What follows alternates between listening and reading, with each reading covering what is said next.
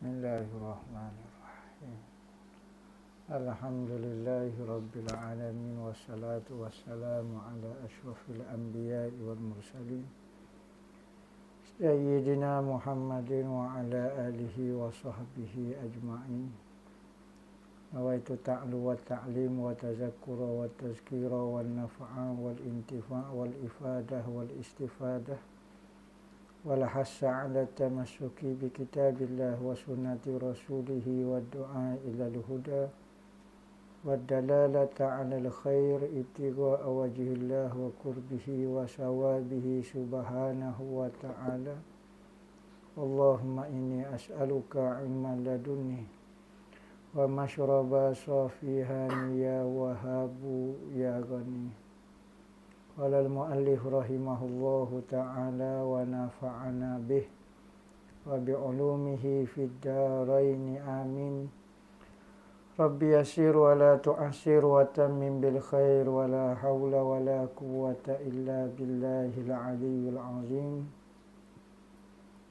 Amma ba'du, assalamu alaikum warahmatullahi wabarakatuh. Berkata Al-Allamah Al-Habib Umar bin Muhammad bin Salim bin Hafiz Ibnu Syekh Abi Bakar bin Salim dalam kitab dia Nurul Iman min Kalamil Habibir Rahman, sehinggalah perkataan beliau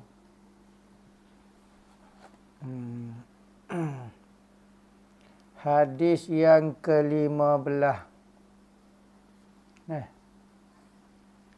An Ibni Umar radhiyallahu ta'ala anhu ar-Rasulillah sallallahu alaihi wasallam qala iza jaa ahadukumul jum'ata falyaghtasil.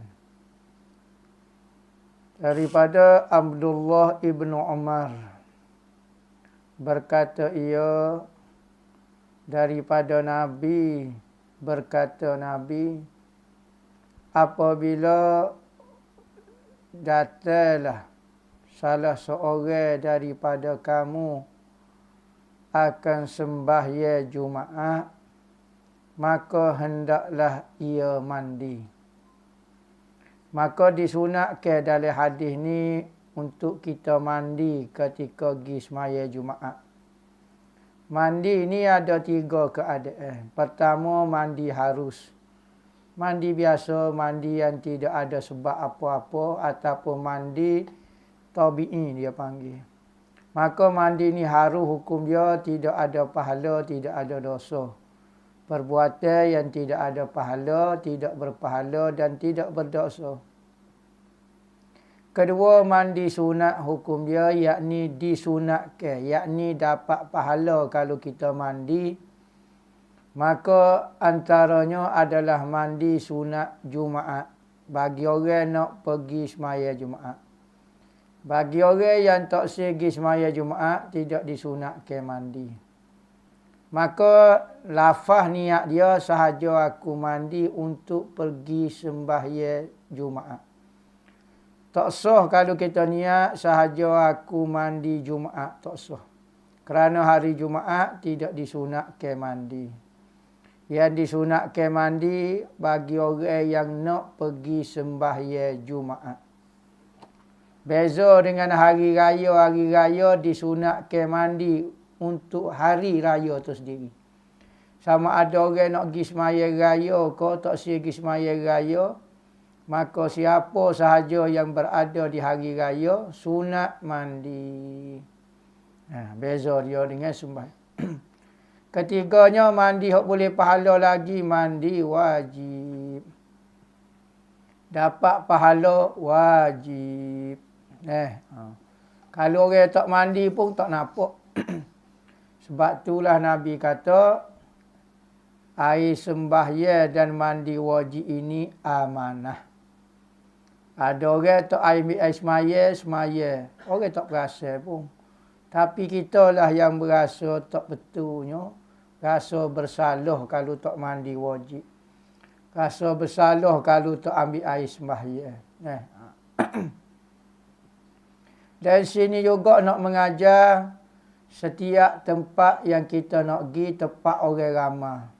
Tempat yang bersesok-sesok. Sama ada nak pergi tawaf ke, nak pergi wukuf ke, nak pergi tempat perhimpunan orang ramai. Disunatkan mandi dan menjaga penampilan kita. Jangan jadi seorang yang mengganggu orang secara tidak langsung. Tubuh kita bau, keadaan kita yang tidak menyenangkan kita pergi. Nabi dan agama kita mengajar jangan buat masalah dengan orang.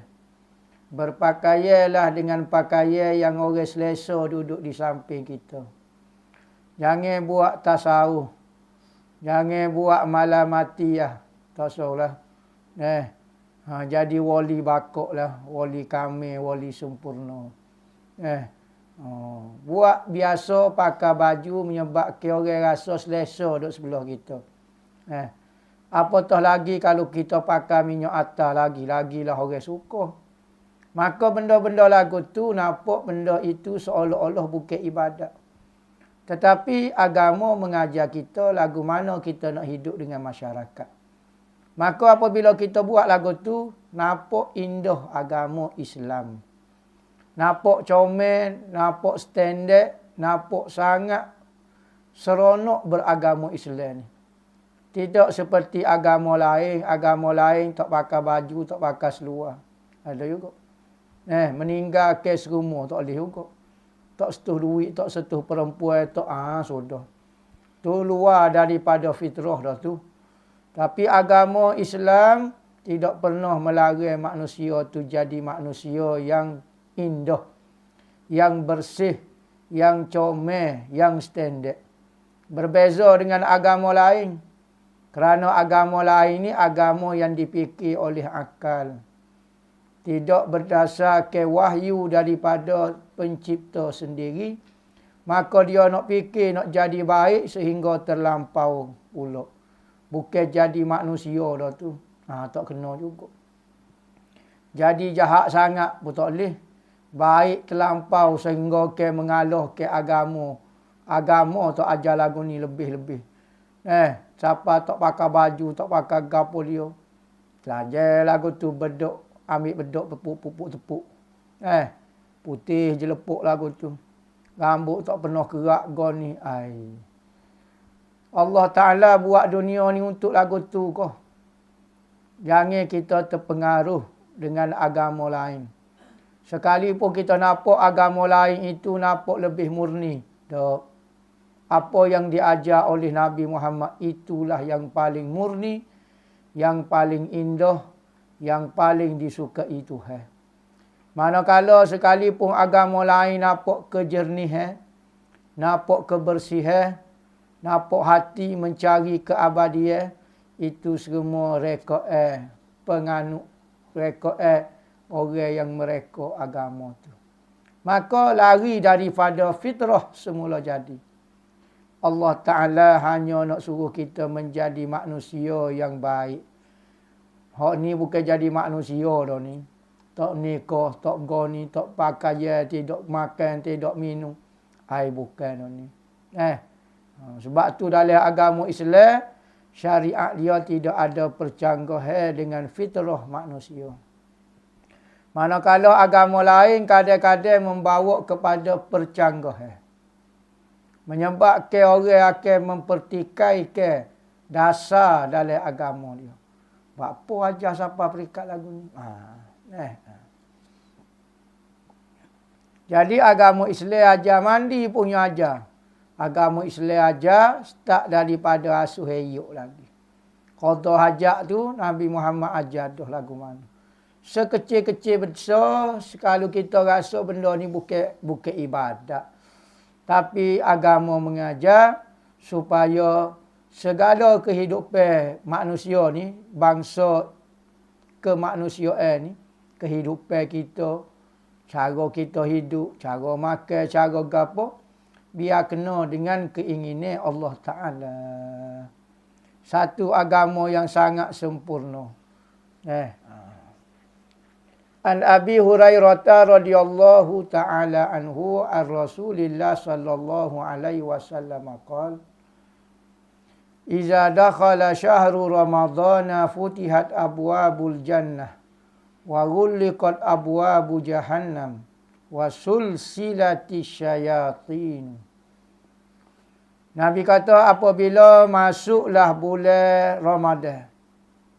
Maknanya menjelmalah bulan Ramadan, beradalah di bulan Ramadan kita. Masuk saja bulan Ramadan, dibuka pintu-pintu syurga. Pintu syurga ni banyak dibuka.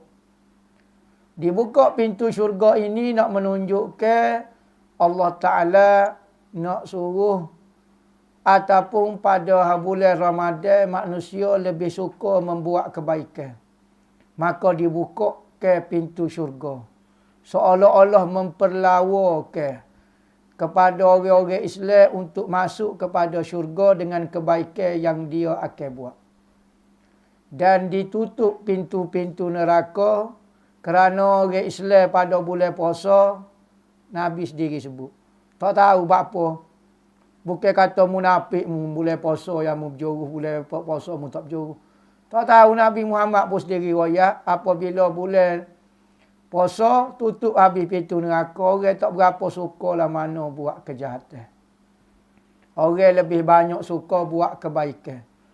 Dikiaskan dengan ditutup pintu neraka, seolah-olah tak ada orang nak buat maksiat, pakai tutuplah pintu neraka.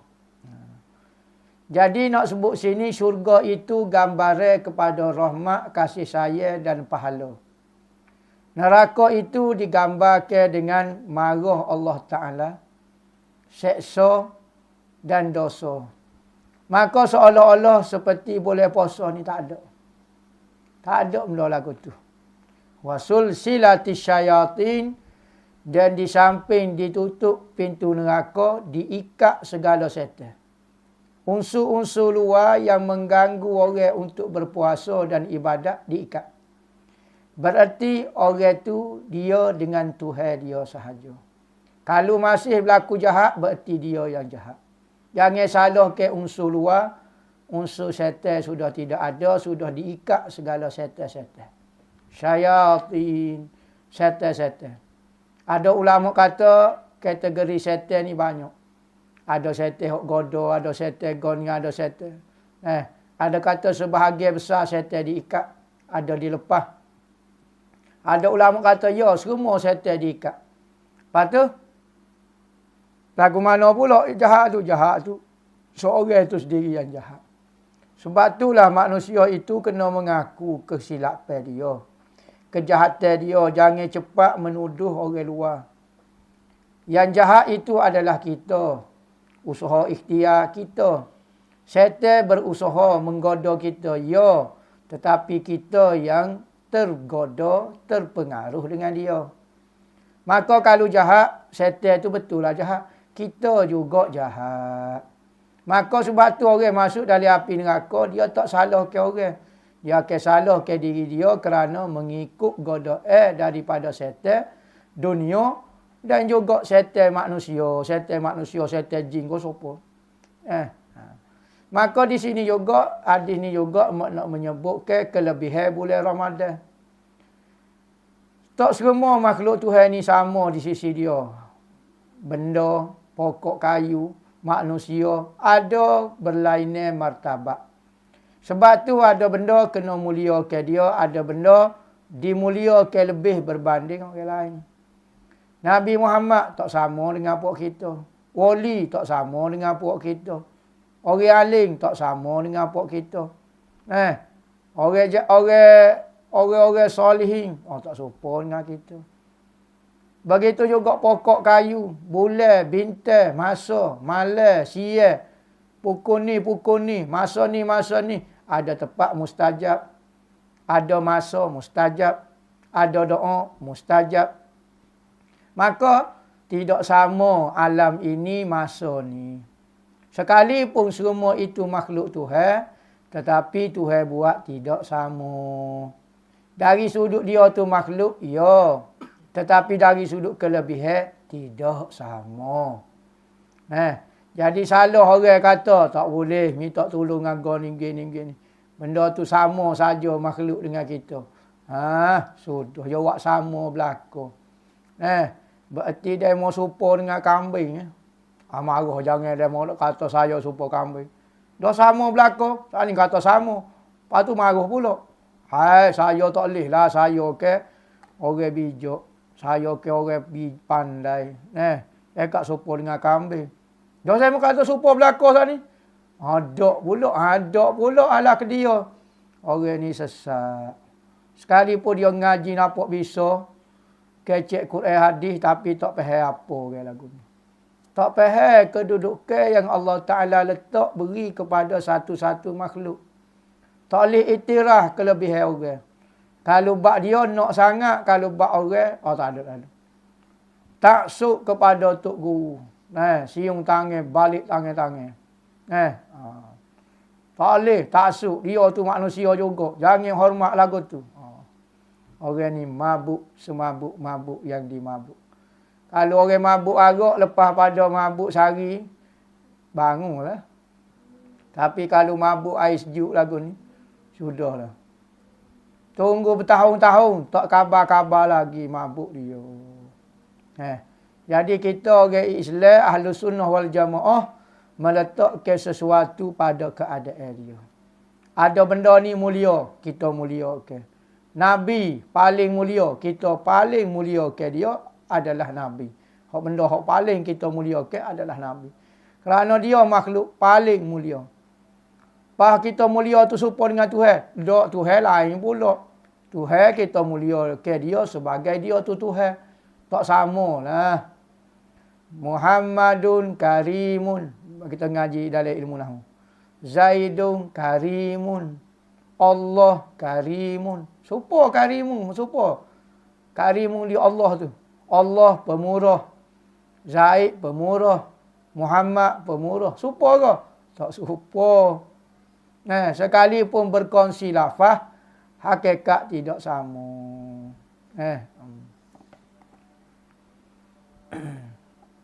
Sebab itulah Allah Ta'ala letak nama Nabi Muhammad di samping dia. Menunjukkan ketinggian nama Nabi Muhammad. Dan kedudukan dan pangkat dia. Allah Ta'ala tak letak di sebelah kalimah nama dia. Nama syurga ke. Nama malaikat ke. Nama PhD. PhD tu beratlah je. Nama doktor ke. Nama mufti ke. Nama maulana ke. Gama ke apa. Tak. Letak nama Nabi Muhammad. Apa tak puas hati. Tu pilihan dia. Allah Ta'ala sendiri letak di sebelah nama dia. Maka kedudukan dia tinggi. Jangan buat sama. Maka kedudukan Nabi Muhammad tak ada. Nabi Allah Ta'ala nak royak kedudukan setara tu.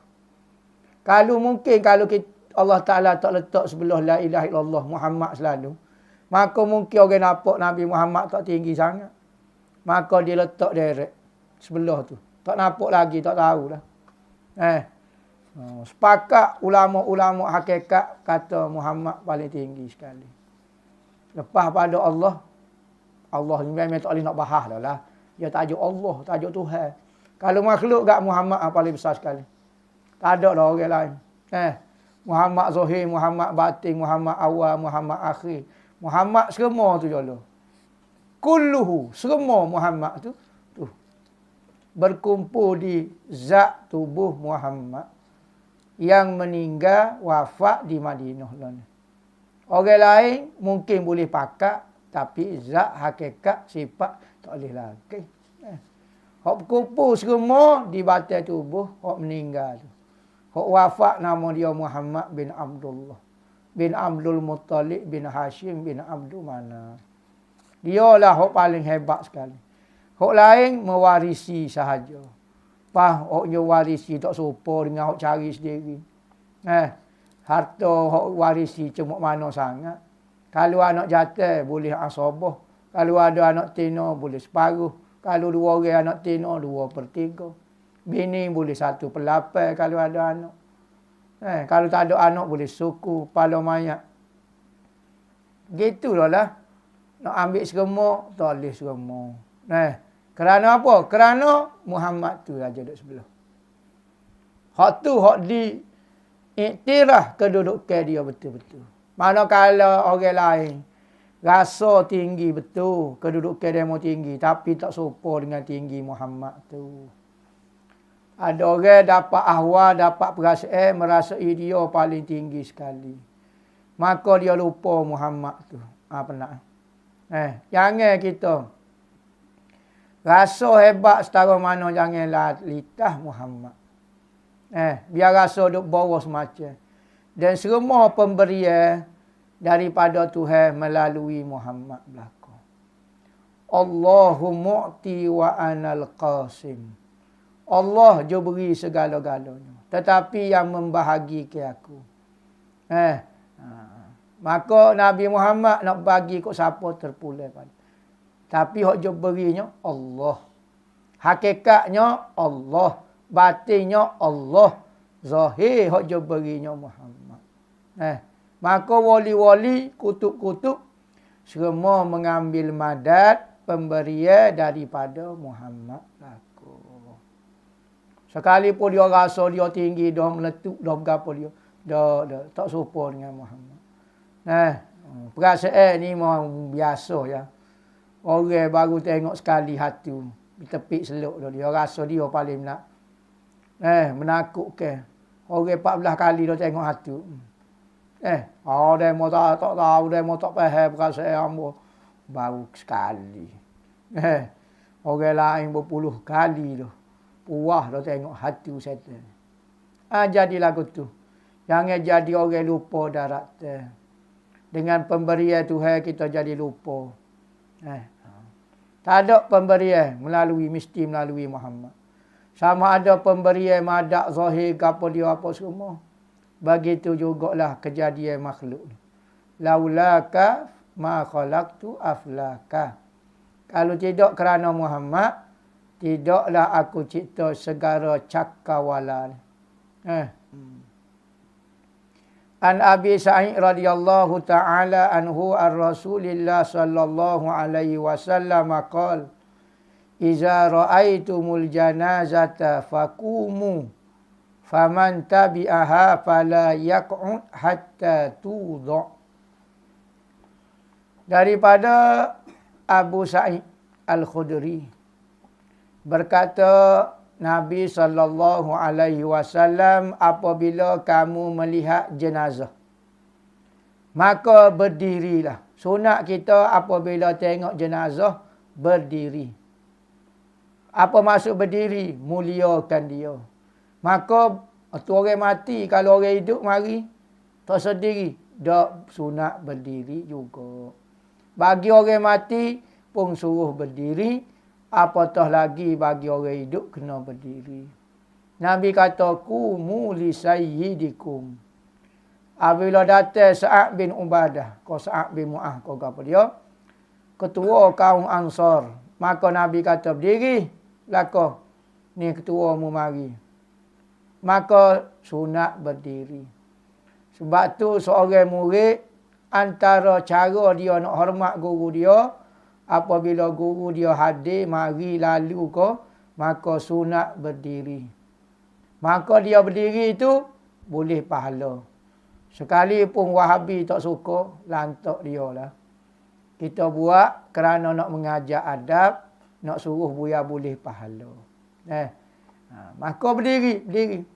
Ada riwayat kata bakpo berdiri tak sewi mayat duk atas pala. Mayat apabila kita pikul tinggi. Maka tak se mayat tu berada di atas pala kita, kita diri biar pala kita lebih tinggi daripada mayat. Ada juga syarah lagu tu. Tapi yang penting berdiri sebagai tanda hormat. Maka berdiri ini sebenarnya tanda menghormati sesuatu. Nabi sendiri mengiktiraf berdiri ini tanda menghormati. Ayah kita mari, kita pun duduk congok. Ya salah pun kita boleh sambil duduk. Hormat kau lagu tu orang tengok, tidak hormat. Nabi Muhammad, Sayyidina Fatimah mari, anak kesayangnya dia. Fatimah mari dia duduk itu tak. Dia berdiri, jumpa anak tina dia, peluk anak tina dia. Begitu juga Rasulullah apabila mari Sayyidina Fatimah berdiri sambut ayah dia. Maka berdiri ini adalah perbuatan menghormati. Maka sebab itulah apabila baca maulud kita berdiri. Bilakah peristiwa berdiri itu? Menghormati masa kelahiran Nabi Muhammad. Sekalipun sudah berlalu tetapi fasa cerita tu tajuk Nabi Muhammad lahir. Sebagaimana makhluk lain menghormati hari kelahiran Nabi, maka kita pun bangun pada masa tu melakonkan apa yang seluruh makhluk buat pada masa hari kelahiran Nabi. Syurga-syurga, binatang-binatang bergembira, bersukaria dengan hari kelahiran Nabi, maka berdiri itu tanda menghormati. Seolah-olah mendapat satu anugerah yang sangat bernilai daripada Tuhan, iaitu lahirnya Nabi kita. Berdiri kita seolah-olah menyambut kehadirannya. Seolah-olah.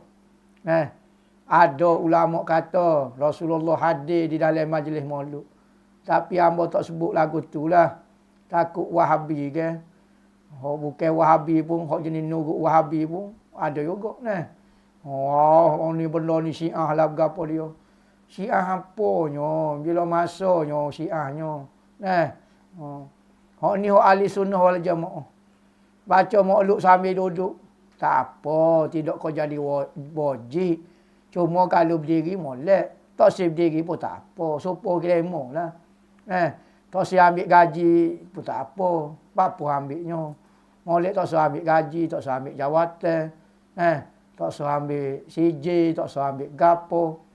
Bapanya, tak syarat kata. Dia ambil juga, tu kata. Kalau ala ke dia agak ambil selalu. Jadi manusia ni apabila lupa kelebihan hak tu heavy kepada orang lain, peninglah.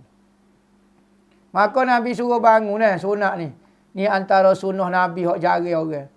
Apabila mayat mari sampai kubur, pakat berdirilah, salah ke apa dia. Lainlah kalau kita sakit pinggir, payah nak bangun, ambak lain. Tapi kalau hak moleknya sunat berdiri.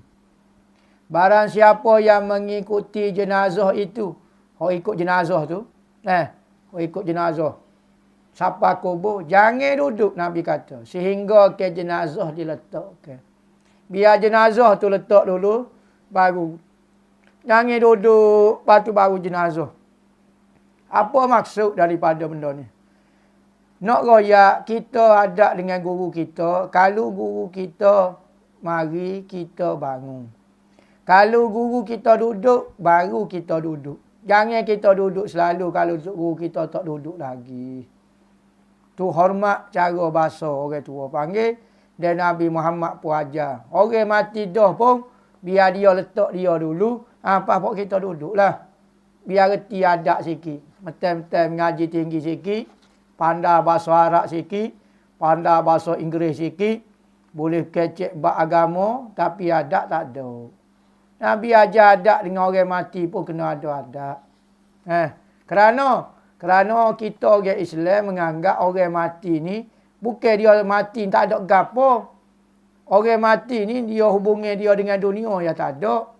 Dia masih ada lagi. Sebab tu kita wisalah kubur. Pergi kubur, Nabi Muhammad ajar wisalah. Kalau benda tak ada, kena kosong gapo dia. Apa batu, apa kayu, apa pokok. Wisalah gapo. Nabi Muhammad tak ajar wisalah kok kipah, kok gapo. Berarti ada benda lah tu wisalah tu. Maka orang mati, ahli sunnah wal jamaah kata dia ada juga. Sekalipun dia tak boleh lah halal ni. Mungkin dia dah berpindah halal, dia masuk halal ni dah. Kita duduk halal ni lagi. Kita lewat sikit, pakai kita pergi pula. Bukan kata berarti dia tu tak ada langsung.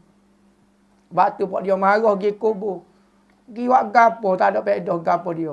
Tu pelajaran daripada doktor. Daripada PhD sesat. Orang yang mengaji PhD kau kuat ahli sunnah jemaah.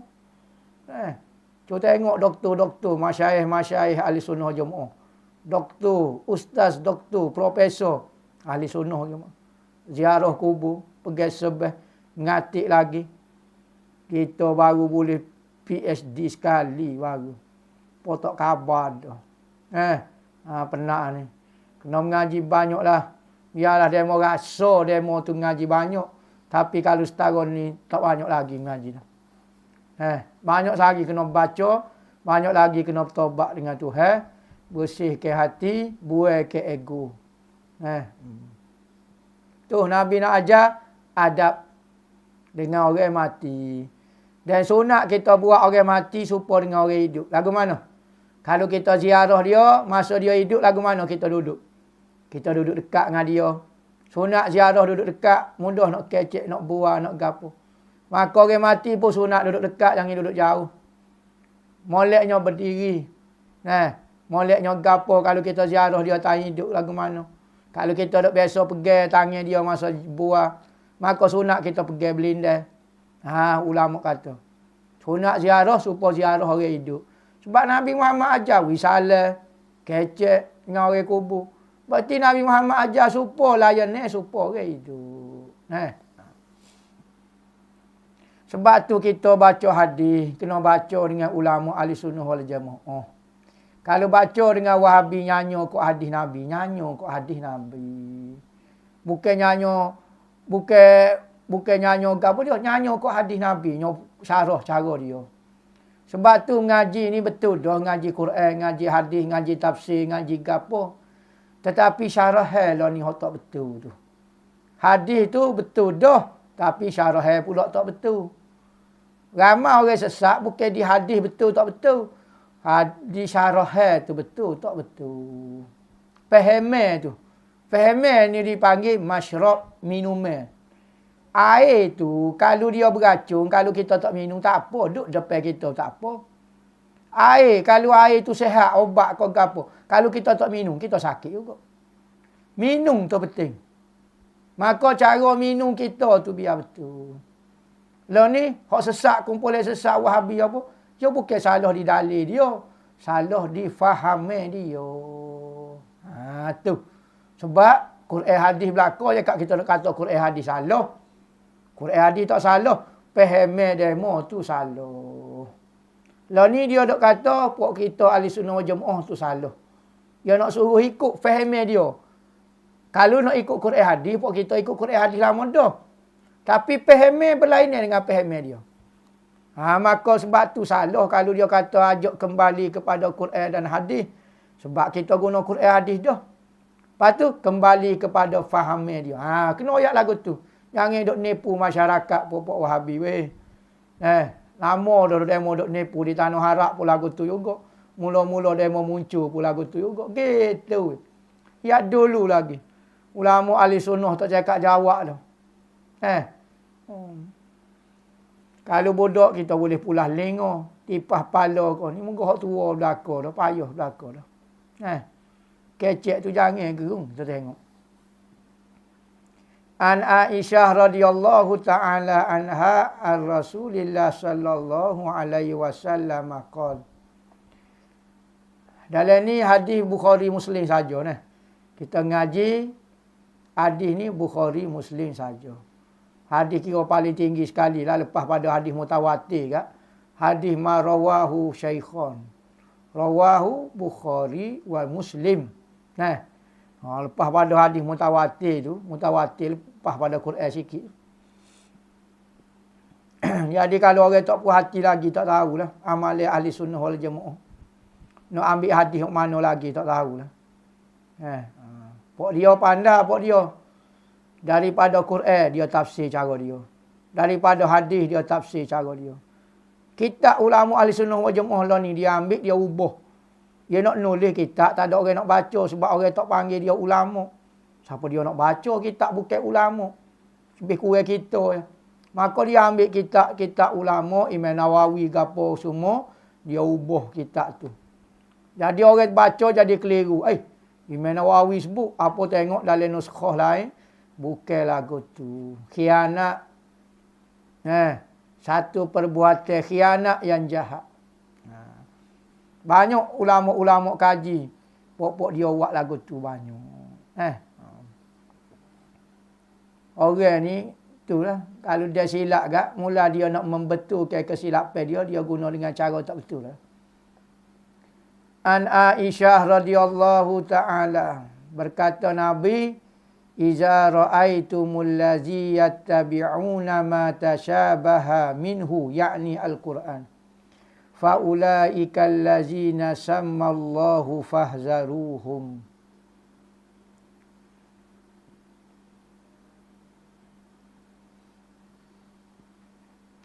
Apabila kamu melihat, siapa dia saja puak-puak kamu orang Islam, melihat orang yang suka mencari-cari, mengikut-ngikut, berhujah menggunakan ayat-ayat mutasyabihat di dalam Al-Quran. Wahabi lah ni, suka guna ayat mutasyabihat. Hadis mutasyabihat, hadis ainallah, hadis yadullah, hadis ar-rahmah ala arsistawa, ayat Quran haram. Ayat-ayat lagu tu ayat mutasyabihat. Nabi sebut dah, apabila mu tengok kumpulan mana, minat mana. Nak masuk universiti hamba, boleh. Soalan pertama, ainallah. Soalan dia. Nak tanya juga Tuhan duk mana. Kalau tak tahu, tak boleh. Nak sebut juga. Tuhan tidak bertepat. Tak boleh. Tak boleh. Suka ayat mutasyabihat. Ni Nabi sebut ni hadis Bukhari Muslim ni. Baca ni tepek atas dahi. Mudah kalau Wahabi mari ni jalan. Faulaika, maka mereka itu, yakni kumpulan itulah hok minat cari ayat mutasyabihat itu. Allazi, yang Allah Ta'ala nama ke pokok mereka dalam Quran. Fahzaruhum, berhati-hati dengan pokok dia. Ayat Quran kata fahzaruhum, berhati-hati dengan puak-puak ni, kena kepada kumpulan yang suka cari ayat mutasyabihat. Huwallazi anzala alaikal kitaba minhu ayatum muhkamatun hunna ummul kitabi wa ukharu mutasyabihat. Fa ammal ladzina fi qulubihim zaygun fayattabi'una ma tashabaha minhu ibtigha al-fitnah wa ibtigha ta'wilih wa ma ya'lamu ta'wilahu illallah warrasikhuna fil ilmi yaquluna amanna bih kullu min indi rabbina wa ma yazakkaru illa ulul albab. Dan dialah yakni Allah yang menurunkan Al-Quran. Di dalam Al-Quran itu ada ayat-ayat muhkamat, ayat hak jelas penyaksian dia, dalil dia. Semua orang faham. Tidak bercanggah dengan akal, tidak bercanggah dengan ayat Quran. Hunna ummul kitab. Maka ayat muhkamat itulah ibu, dasar dalam bab ayat-ayat Al-Quran. Wa ukharu mutasyabihat. Dan ayat lain pula dipanggil ayat mutasyabihat. Hak ibunya, hak dasarnya ayat muhkamat. Hunna ummul kitab. Maka ayat mutasyabihat ni kena peregu dengan ayat muhkamat. Tak boleh percanggahan di antara dua ayat Quran. Daripada sumber sama bercanggah tak boleh. Kerana dasarnya ummul kitab, hunna ummul kitab, ayat muhkamat. Ada pun orang yang di dalam hatinya ada penyelewengan, tak molek, ada benda sesuatu, maka suka mencari benda mutasyabihat daripada Quran. Ayat hak sama hak tu dia tanya. Ayat hak jelas qul huwallahu ahad, ayat suruh sembahyang, ayat suruh goni, basi cara. Kerana mencari fitnah dan mencari takwil, maka tidak mengetahui takwil itu kecuali Allah, illallah. Warasikhu, was itu ada kata wawul ataf. Berarti tidak mengetahui takwil kecuali Allah dan orang yang rasikh fil ilmi, orang yang alim dalam bab ilmu. Ada kata was itu wawul istinaf. Ayat tu habis illallahu, tidak mengetahui takwil kecuali Allah saja. Dan orang yang rasih ilmu berkata mereka. Jadi Allah tu ada kata wawul istinah. Jadi kalau nak baca Fama ya'lamu ta'wilahu illallahu warrasikhuna fil ilmi. Bicara. Dia kata. Yaqulu tu, ayat baru pula. Maka berkatalah mereka ahli ilmu, amanna bihi, kami semua beriman dengannya.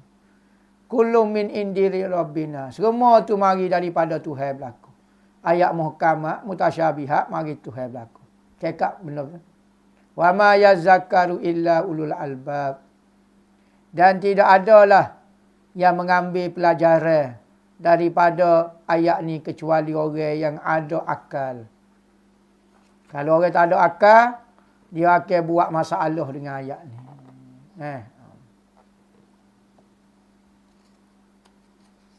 Jadi ayat-ayat mutasyabihat ni, ada kata ayat-ayat sifat. Zahir nampak macam makhluk Tuhan. Ada ayat kecek bab kiamat. Ada kata maksud ayat muhkamat ni ayat huruf-huruf di permulaan surah muqatta'ah. Seperti alif lam mim macam-macam. An Ibnu Umar radhiyallahu anhu wallahu a'lam.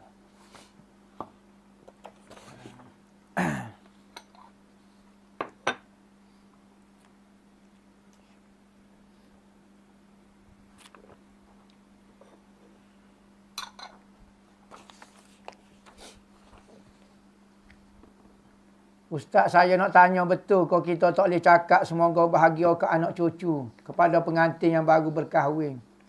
Ada orang cakap tu amalan orang jahiliyah, mohon pencerahan. Tahu gitulah orang hamba tahunya lagu tu.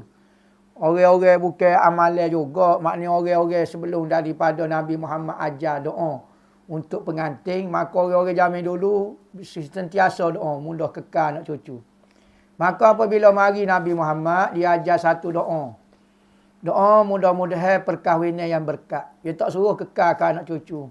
Kerana perkahwinan yang kekal tidak semestinya berkat. Tetapi perkahwinan yang berkat insya-Allah kekal. Tu dia. Jadi nak kata jahiliyah pun taklah jahiliyah sangat. Tetapi tidak afdal doa lagu tu. Moleknya kita berdoa mudah-mudahan Allah Taala berkati perkahwinan kami. Gi jumpa ikutlah doa kok Kelantan pun tak ingat barakallahu alaikuma wa jama'a bainakuma fi khairin. Tak ingat pun tak apalah, kita kata ya Allah ya Tuhan aku berkatlah perkahwinan demo, mudah-mudahan Tuhan berkat perkahwinan dan Tuhan ipung demo berdua dalam kebaikan semacam, dalam taat, dalam kebaikan semacam.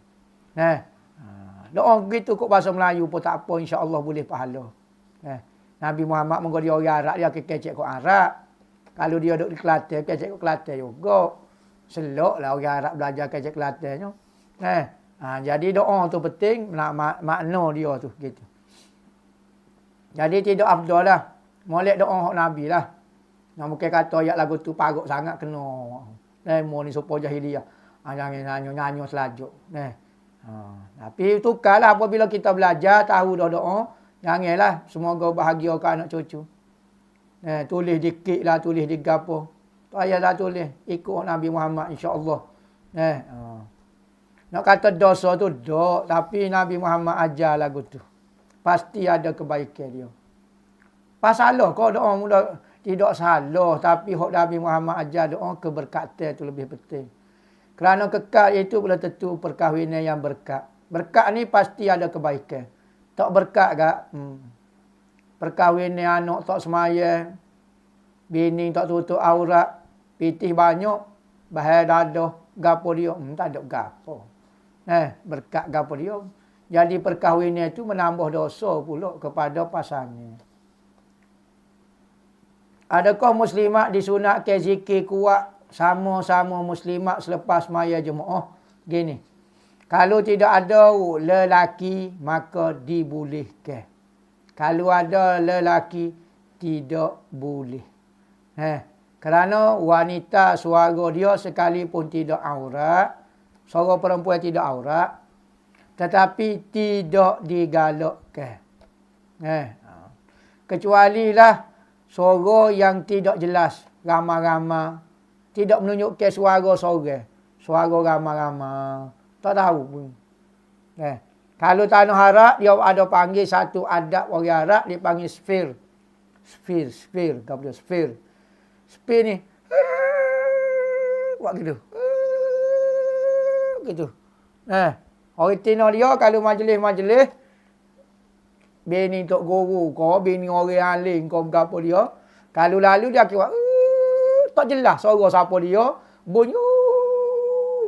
Lalu kat ngonang. Saya jatuh naik semangat. Tengok sepak habis batu-batu. Tak bercara apa dah.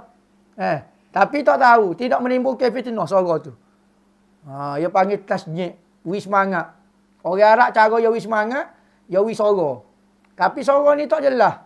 Suara siapa dia? Suara bini hamba. Kau suara bini demo. Suara sama berlaku. Bunyi. Bunyi. Pok kita tak tahulah lagu mana tepi. Dia dah berdu kau apa dia. Tak tahulah. Tapi suara yang tidak menyebabkan apa individu tertentu. Suara keluar dengan bentuk tak jelas. Okey, tak apa tu. Hei, bunyi. Hei. Tak tahu. Hei, gapo dia. Kau bunyi. La ilah. Macam huduk menasik tu tak boleh suara. Apa dah? Nyanyi lagu lah ni ke? Macam-macam lah menasik. Tak boleh suara individu tak boleh. Kenapa masyarakat Melayu Islam sangat tidak prihatin dengan apa yang berlaku di Palestin? Jika ada pun sekadar bermusim. Kenapa masyarakat Melayu Islam di Malaysia? Bukan ada di Malaysia, di seluruh dunia tak cara ke Palestin. Palestin ni sebenarnya Israel ni katanya ulama. Dia ni tanah Arab saja, orang Arab saja dah. Satu bangsa dengan orang Palestin. Kalau dia luduh dah. Orang Arab ni pakat pergi luduh, pergi Palestin luduh. Nescaya lemahlah orang-orang Yahudi. Ramah tak ramah nisbah Yahudi dengan orang Arab saja tu kalau dia pakat pergi luduh, lemah orang Palestin. Orang-orang Yahudi. Tapi apa pok dia tu lemah? Akhir zaman. Allah Ta'ala nak tulis dah. Skrip cerita dia akan berlaku lagu tu. Maka bukan kata tanah orang Melayu. Orang tanah Arab sendiri. Negara sempadan dia. Keliling tu. Jordan duk tengok. Sepadan dengan Jordan. Syria. Iraq kau ni, kau Mesir, kau gapo dia kau ni. Kau bawah kau. Semua tu. Apa? Katanya ulama kalau pergi ludah tu lemah dah. Tak payah kata pergi sekeh. Kalau pergi sekeh kan. Pergi ludah saja tu pakat lemah dah. Bapa tak berlaku lagu tu. Tuhan nak zahirkan sesuatu. Mungkin kalau dibela. Tidak ada tekanan dan tidak timbul benda yang bernilai. Siapa dia? Penyelamat lah. Siapa dia? Tak timbul Imam Mahdi. Tak timbul penyelamat. Kerana benda tu mesti suasana yang sangat zalim. Tertekan orang Islam tu menyebabkan dia akan mencari Tuhan akhir sekali. Kerana orang Islam ni kemuncak kepada kesedihan dia akan cari pencipta dia. Mungkin lah ni dia tak rasa lagi itu dia betul-betul ditekan. Betul-betul ditekan barulah dia akan cari penyelamat. Maka begitu juga lah ni orang Islam. Bukan di Malaysia sajalah. Maka kalau kita rasa kita ni prihatin. Kita ngaji dah fardu ain. Kita semaya betul dah. Kita betul dah bersih dah hati. Kita doa kepada ke Palestin. Saudara kita. Bukan kata di Palestin. Adik kita semaya dah ke. Orang Palestin tu jauh sangat. Orang depan rumah ni. Kita sendiri doa kepada Tuhan. Kita. Hak tu lah dulu. Kalau bermain kecek saja tak payahlah. Islam tidak benar dengan kecek. Kalau Islam betul-betul menghayati Islam, pasti Tuhan akan tolong Palestin tu. Lah ni buat apa? Kerana kita tidak menghayati agama kita. Jangan salahkan siapa-siapa. Kerana orang lain juga adalah sama seperti kita. Dia juga manusia. Kalau kita boleh excuse. Buat alasan untuk diri kita. Tak mengaji fardu ain. Jadi Wahabi. Sokong Palestin. Buat cara Wahabi. Macam-macam lah. Sekali. Apabila lagu tu. Tak payahlah. Salah ke diri kita dululah. Tak payah tengok salah ke orang. Boleh tak bagi tahu saluran yang betul untuk beri pendidikan kepada anak perempuan dan anak lelaki di Malaysia menurut syariat Islam? Lagu mana saluran pendidikan tu? Tempat mengaji kau? Tempat mengaji ni kena carilah setepat, tengoklah. Tempat awak tu lagu mana? Tanyalah ulama-ulama ahli sunnah. Bincang dengan dia cadangan sekolah rendah, sekolah menengah. Lah ni ada sekolah rendah, ada sekolah menengah, sekolah private, sekolah orang buat sendiri tu macam tu. Nak buat homeschooling kau, nak sekolah sendiri boleh. Tak jadi bodoh, tak jadi gila anak kita. Sebagaimana guru boleh hajar, cakap kita tak boleh hajar. Mokpok tu PhD, master, ngaji di planet Pluto. Ni ngaji di Jupiter. Ngaji. Cakap tak boleh ngajar anak sains, gapo dia. Jadi lah ni orang buat homeschooling lah gapo dia. Bapa timbul homeschooling, orang buat sendiri sekolah. Sebab dia kecewa dengan sistem pendidikan. Kerana tidak berjaya, maka pilihan diri dia untuk kebaikan anak dia. Tak ada orang nak membodohkan anak sendiri. Tak ada orang nak menghina anak sendiri. Tak siwi ilmu. Semua nak suruh anak dia berjaya dunia dan akhirat. Maka bagi orang yang ada sakafah, ada keilmuan, maka dia mikir benda ni ada krisis. Ada masalah ni kata. Maka kita kena buat inisiatif, buat sekolah sendiri. Terpulang pada dia. Jadi tengoklah tempat demo tu. Hamba duduk dalam pondok. Duduk dalam pondok ya hamba ya. Ada orang setuju, ada orang tak setuju. Terpulang lah. Hamba tidak mengatakan pondok terbaik. Asal saja benda itu betul dengan saluran dia, baik dunia dan akhirat. Jaga hablum minallah wa hablum minan nas. Bismillah. Teruskan. Ngaji bahasa Inggeris pun tidak apa. Ngaji sains pun tak apa. Ngaji fizik, bio, kimia. Ngajilah gapo dia bahasa Rusia, bahasa Jerman, bahasa gapo dia Hebrew, ke bahasa gapo. Logi tak ada masalah. Ilmu tidak ada masalah. Ngaji bahasa Cina, bahasa India, tak apa, kelebihan.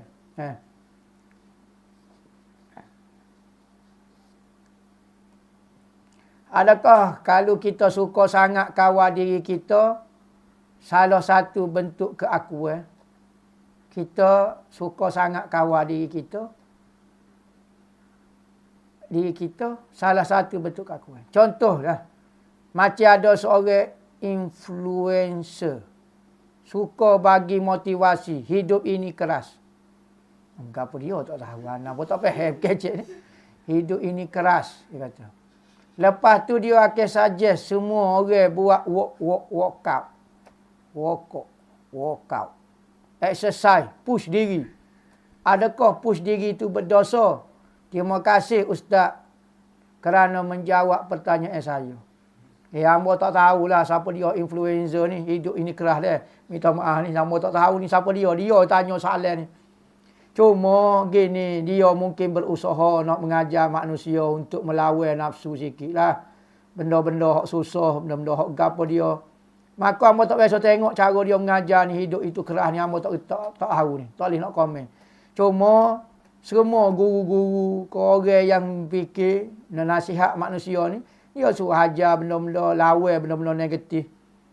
Hidup ni susah, kita kena sabar, kita kena gapo. Tak apa ikut dia tu. Nasihat ya, tak ada jadi masalah. Bukan jadi keakuan gapo dia dak, tidak ada masalah.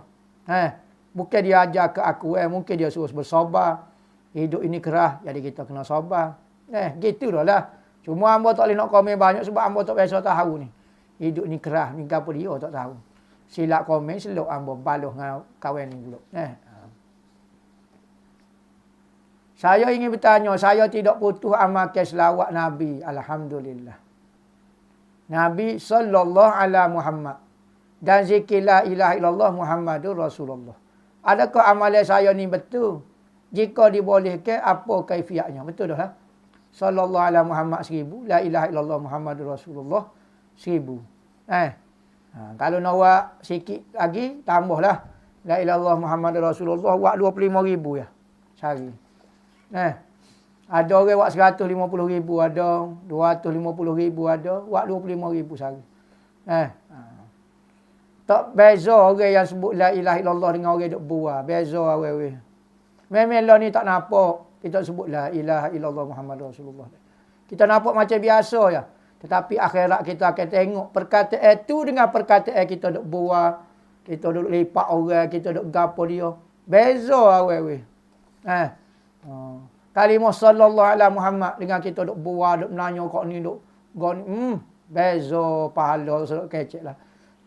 Sebutlah banyak-banyak. Mudah-mudahan perkataan kita itu dapat menyelamatkan diri kita.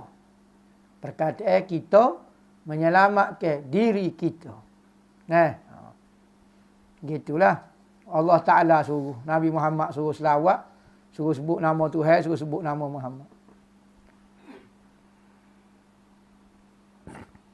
Boleh ijazah kalau ia latih 1000 kali. Dan kaifiat dia. Hamba tak ada ijazah ia latih. Ia latih ni tak ingat dah. Hamba ada ijazah tapi bukan 1000 ni. Hamba tak tahu ijazah ia latih 1000. Boleh kau anak luar nikah. Berbingkai ayah dia. Nama anak luar nikah dah. Mana ada ayah. Kalau ada ayah bukan luar nikah, dia panggil dalam nikah lah. Kerana mazhab kita, ayah-ayah ni nisbah kepada nikah. Kalau tak nikah, setubuh 14 kali, boleh 14 orang anak, tu bukan anak kita. Tu anak luar nikah. Anak terhasil sebelum berkahwin, dia panggil. Maka anak tu tidak layak dinisbah kepada kita.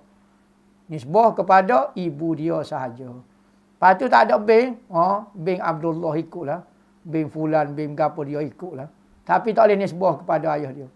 Biasa, apabila tak ada ayah, cakap kita nak sebut nama seorang tak ada bin, maka kita sebut Abdullah. Ayah anak siapa dia? Adalah anak hamba Tuhan tu. Hamba Tuhan tu sebenar. Bukan nama dia Abdullah. Nama adalah hamba Tuhan tu. Hamba Tuhan ku hamba nafsu tu. Cakap kata, bin hamba nafsu. Tak nampak berat sangat. Dalam mazhab Hanafi, anak dinisbahkan kepada yang setubuh ibu. Apabila setubuh ibu, maka anak itu adalah anak dia.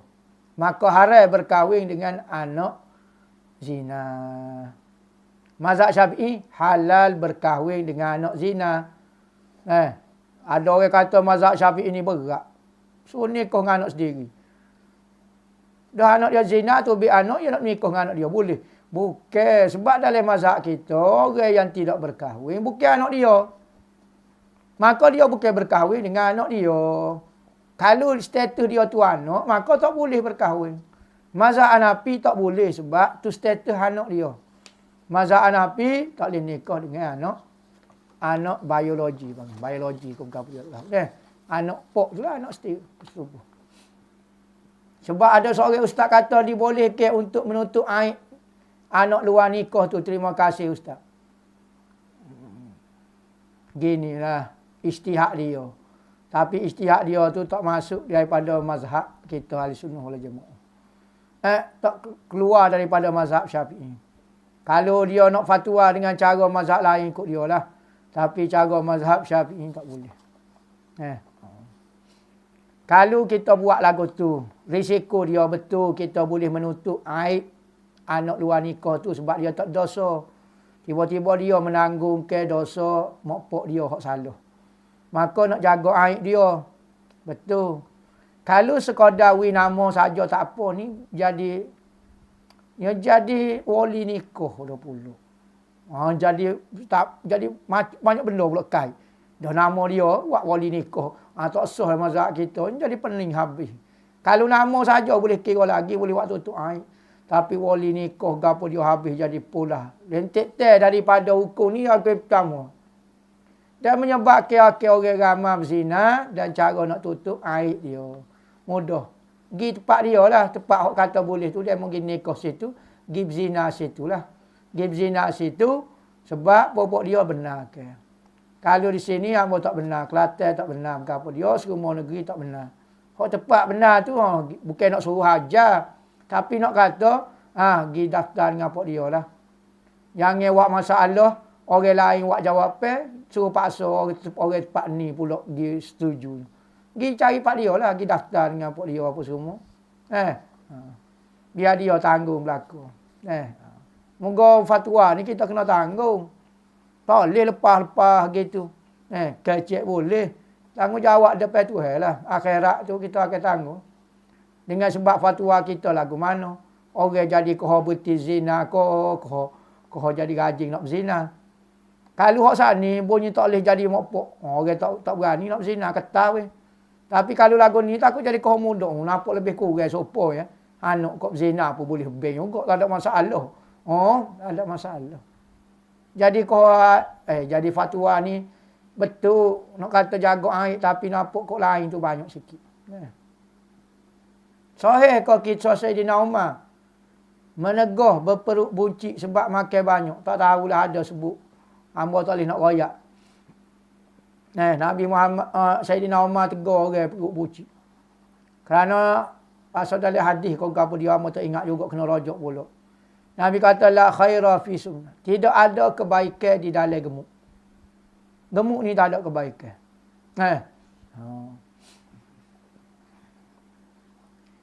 Ulama jawab kecuali 2 orang. Ada ulama kata 3 orang. Gemuk ni tak baik kecuali pada 3 orang. Muhammad bin Hasan Asy-Syaibani, anak murid kepada Imam Abu Hanifah. Dia ni tubuh besar. Tapi sebab dia alim banyak jasa, orang tak berani sebut hadis tu kecuali 3. Tok guru seorang, dia sebut gitu. Saya kata tok guru dia tak pakar, alim dengung. Lepas tu tidak ada kebaikan ni, apa dia maksud dia.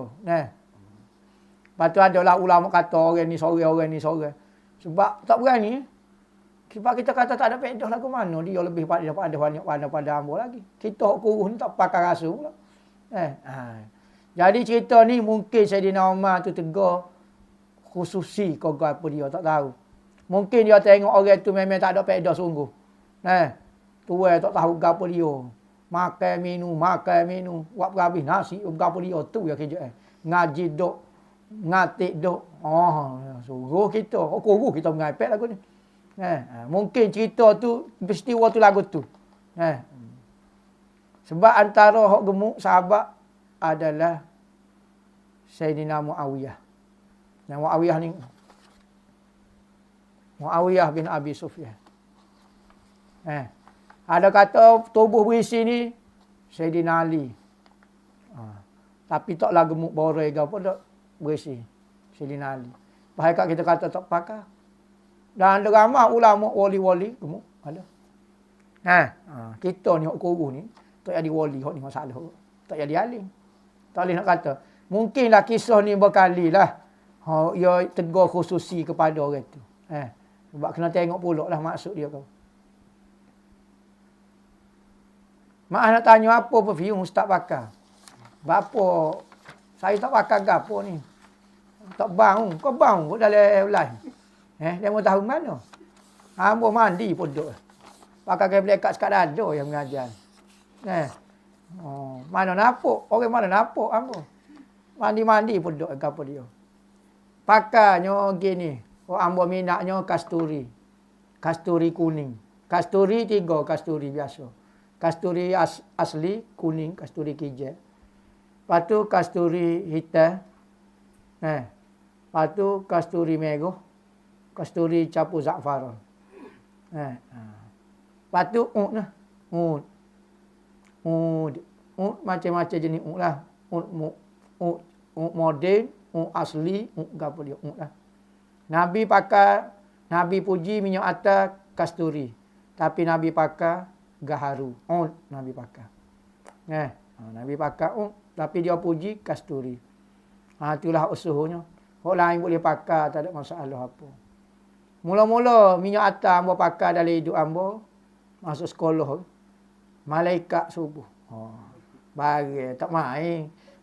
Bunga melati tak boleh. Bagai malaikat saja. Wali kutub ke apa semua tu. Malaikat subuh. Tu antara hamba minat. Malaikat subuh. Banyak. Poison lah.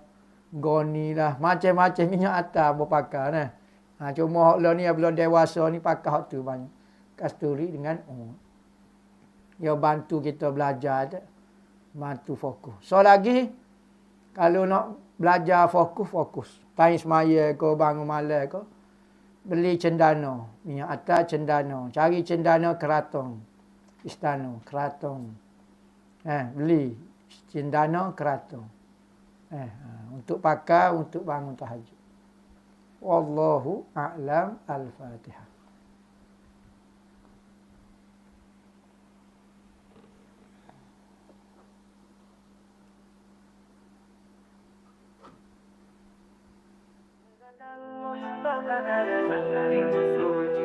Petunjuk hati Hibat al-Mustafa kami mencari ilmu suci. Petunjuk hati Gatot ilahi. Pagi dan petang tidak pernah sunyi. Mengaji berbakti untuk umat sejati. Ribat al-Mustafa cahaya Ibnu Muhammadi. Ahli sunnah wal jamaah jalan yang kami tempuh ini. Dengan iman dan ilmu kami melangkah pasti menuju ridha Allah di jalan yang suci.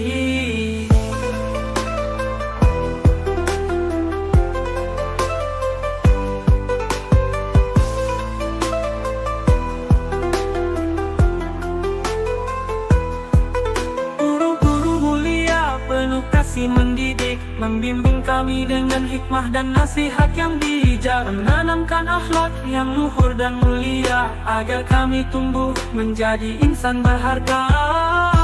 Ribat al-Mustafa cahaya Ibnu Muhammadi. Ahli sunnah wal jamaah jalan yang kami tempuh ini. Dengan iman dan ilmu kami